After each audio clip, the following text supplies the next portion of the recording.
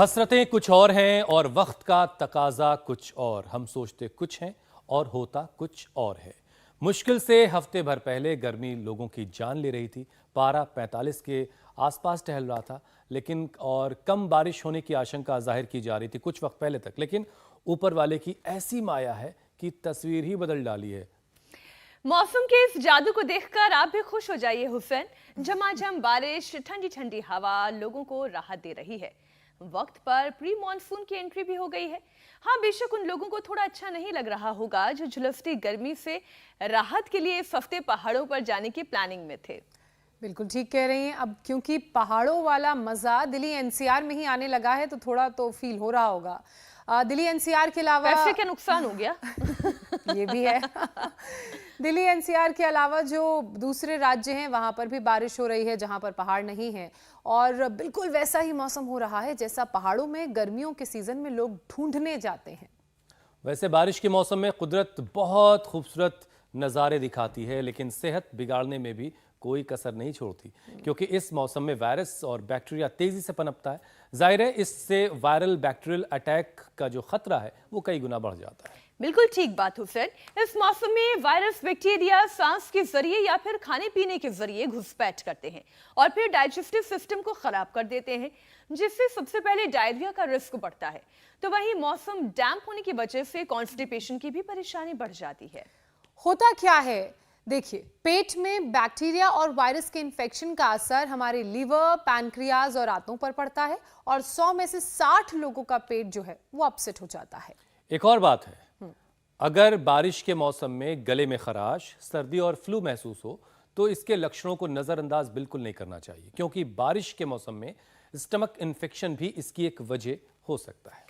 मतलब ये कि पाचन का ख्याल रखिए ताकि आपकी इम्यूनिटी मजबूत रहे, क्योंकि मजबूत इम्यूनिटी पेट पर हुए बैक्टीरियल वायरल हमले को फेल कर देती है, 70% बीमारी के रिस्क को कम कर देती है। मतलब है कि अपना डिफेंस सिस्टम जो है मजबूत रखिए। बहरहाल चलिए, आज पेट की सफाई और आंतों को मजबूत बनाने का जो फॉर्मूला है, वो यौगिक फॉर्मूला, वो हम स्वामी जी से सीखेंगे।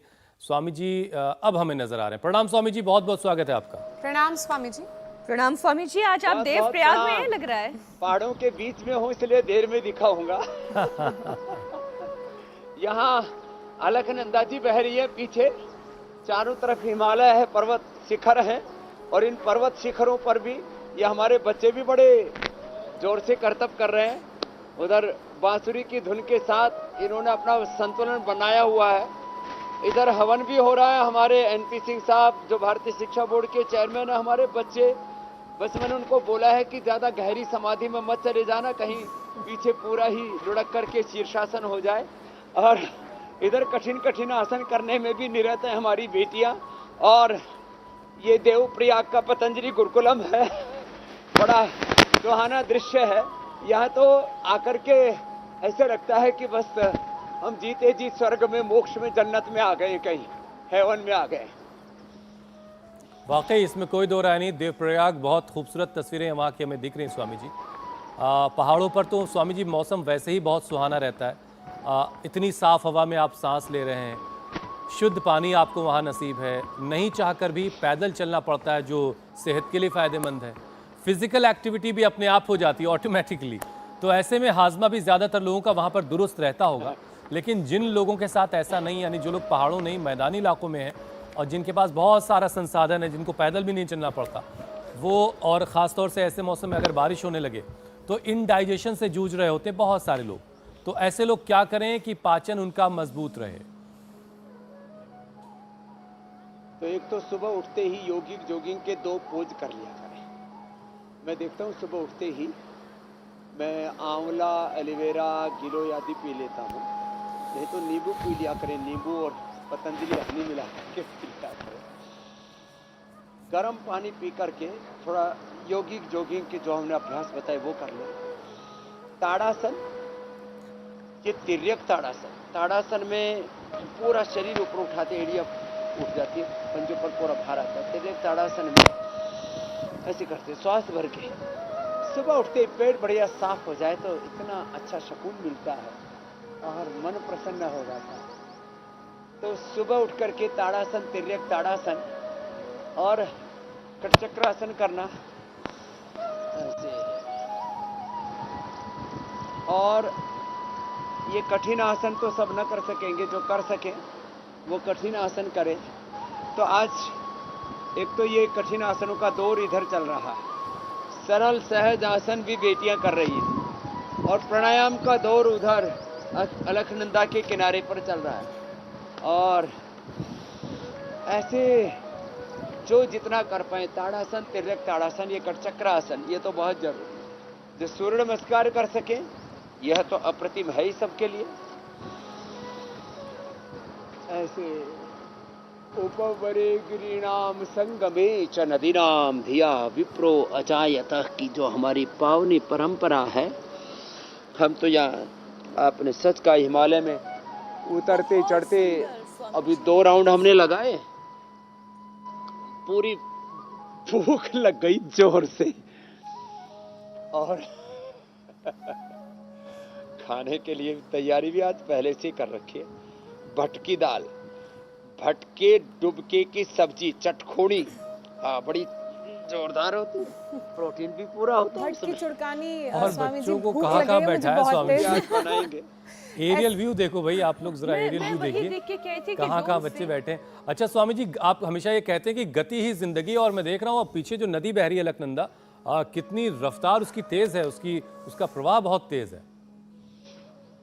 मैं भी अपनी रफ्तार की तेज कर देता हूँ, और ये तेज गति के साथ जो कर सके, सामान्य मध्यम या तीव्र गति से ऐसे ऐसे करे, तो जो कर सके योगिक जॉगिंग के कम से कम 2 अभ्यास तो सब उठते ही कर लेने चाहिए, नहीं तो तेजी से चलना चाहिए। मैं तो देखता हूँ जब कभी बहुत आगे पीछे हो जाता है तो सुबह उठ करके पानी पी करके तेजी से चलता हूँ या थोड़ा मध्यम गति से दौड़ता हूँ, 5 ही मिनट में पेट ऐसे साफ होता है, फर्स्ट क्लास, और मन में प्रसन्नता उत्साह आता है। तो ये योगिक जॉगिंग के कम से कम 2 अभ्यास, 1 और 2, और ये ताड़ासन से शुरू करके फिर आगे बढ़ रहे हैं। आज तुम योग के कम से कम 20-25 आसन बताने आज हमको, पेट के लिए, पाचन के लिए। अब इसमें एड़ियां ऊपर उठ जाती है, पंचों पर थोड़ा भार होता है।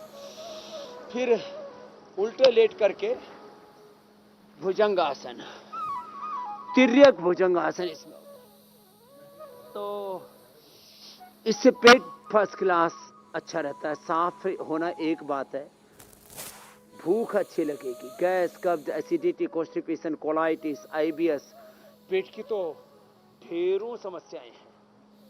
इसके लिए लिवोग्रिट, लिवामृत तो रामबाण है ही। बकरी का दूध, जिनका लीवर का पूरा कहते हैं ना भट्ठा बैठ गया, अब तो लीवर रेस्पॉन्ड ही नहीं कर रहा, उनका भी लीवर रेस्पॉन्ड करने लगता है।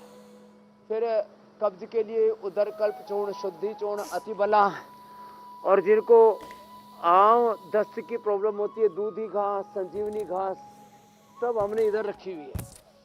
बाकी जिनको रेडीमेड चाहिए तो सर्वकल्प क्वाथ और कायकल्प क्वाथ हम देते हैं। और ये भुजंगासन का तिर्यक भुजंगासन, ऐसे कंधे के ऊपर से अपोजिट साइड की पैर की एड़ी को देखना, और जब ये अभ्यास करते हैं और सुबह गर्म पानी पी लेते हैं नींबू डाल करके, और फिर ये 5वां अभ्यास, तो पेट बढ़िया साफ हो जाता है। एक बात, पाचन अच्छा रहता है, अपचन, गैस, एसिडिटी, गैस के लिए गैस सर, एसिडिटी के लिए अव्युपत्तिकर, और लंबा कब्ज है तो गोधन और अभयारिष्ट, अभयारिष्ट और द्राक्षासव दोनों ले लो, 4-4 चम्मच, हजमा भी फर्स्ट क्लास रहेगा और कब्ज का खात्मा हो जाएगा। कल एक भाई मिला, परीक्षित, बोला जी मेरे बच्चे को ऐसे लैट्रिन निकलती है, बड़ी हार्ड गोली जैसी बन जाती है, एनीमा भी काम नहीं करता। तो जिनको ऐसी प्रॉब्लम हो ना, उनको ये आसन बड़े जबरदस्त हैं, सांस भर के ऐसे करना ये। और फिर अब जो कठिन आसन कर सकते हैं उनको तो जैसे बेटियां अभी थोड़ी देर पहले कर रही थी, शीर्षासन, सर्वांगासन, लेकिन ये शीर्षासन, सर्वांगासन छोटी उम्र में या जवान बच्चे ही कर सकते हैं। शेष गोमुखासन, अच्छा स्वामी जी देखिए मौसम मंडूकासन से लेकर के गोमुखासन तक। जी मेरे भाई। इंडिया टीवी हर वक्त हर जगह डाउनलोड करने के लिए सर्च करें India TV news Google play store या ऐप स्टोर पर।